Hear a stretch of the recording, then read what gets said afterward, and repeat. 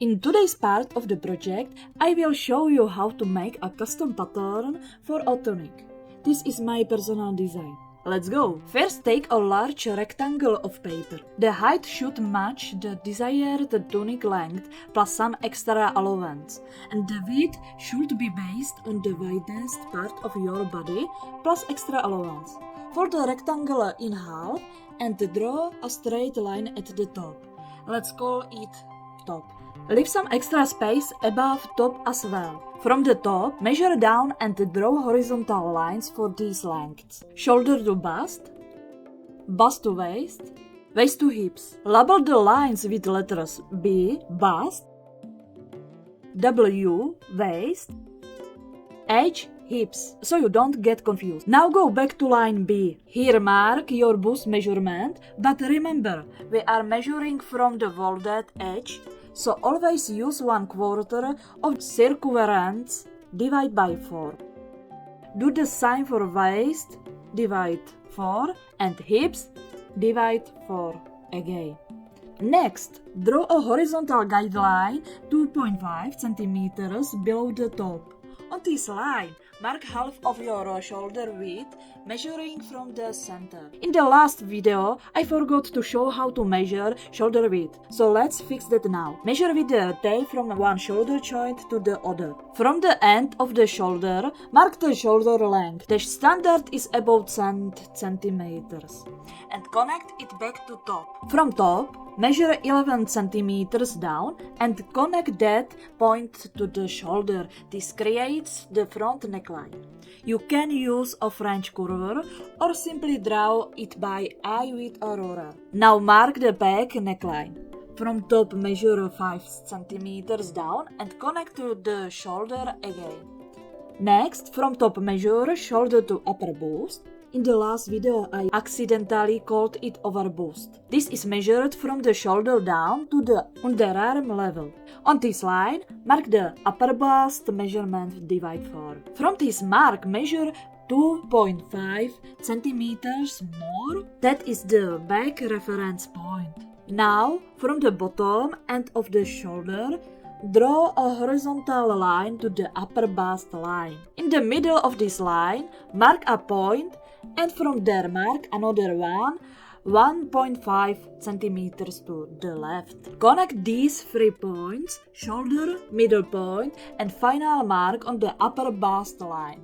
Again, you can use a curve ruler, but if you don't have one, just draw straight lines first. Shoulder to middle, then middle to upper bust point. These lines serve as guides for rounding out the front armhole. Connect the points closer to the center. For the back armhole, you only need a guideline from the center to the upper bust.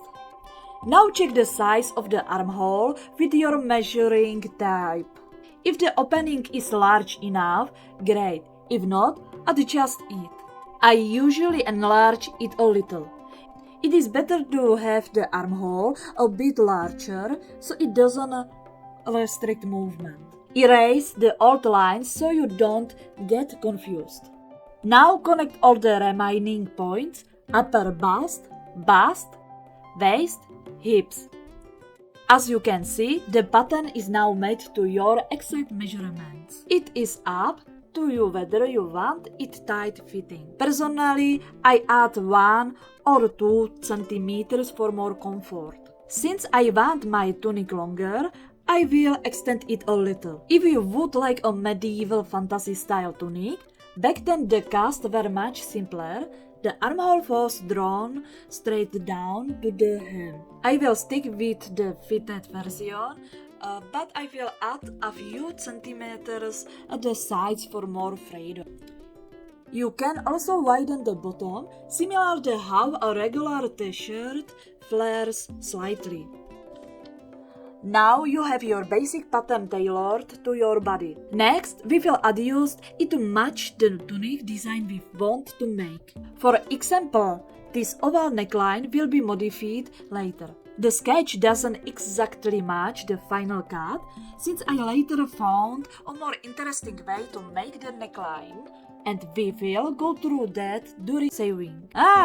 Look, the supervisor has arrived. One more change. The front base neckline will be smaller, just 7 centimeters down from top. That means I will grab my trusty unicorn eraser and remove the old lines. Trace over the pattern with a marker to make it clear and write front, so you know it is the front piece.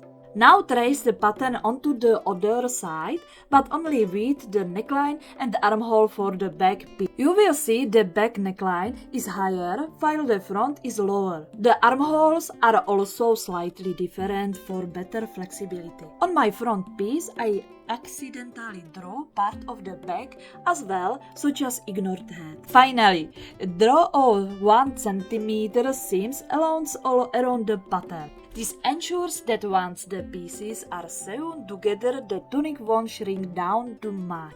Do the same with the back piece, and your custom body pattern is finished. For more posts, follow and share with friends. See you between words!